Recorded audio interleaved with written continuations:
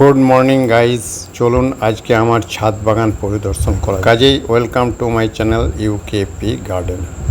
এই হচ্ছে আমার বাগান বিলাসের গাছ। প্রায় 8-10টা টব আছে, সেমি শেডে আছে যেহেতু এই প্রচণ্ড গরম।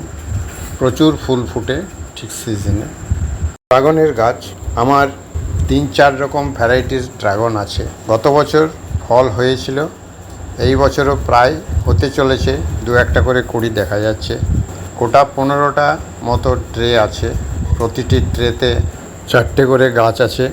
কয়েকদিন আগে ঝড়ের জন্যে গাছের বেশ কিছু ক্ষতি হয়েছে। এখনকার দিনে বেশ সাপোর্ট দিয়ে রাখতে হয়, সাপোর্টগুলো নড়ে গেছিলো, আবার নতুন করে দেওয়া হলো।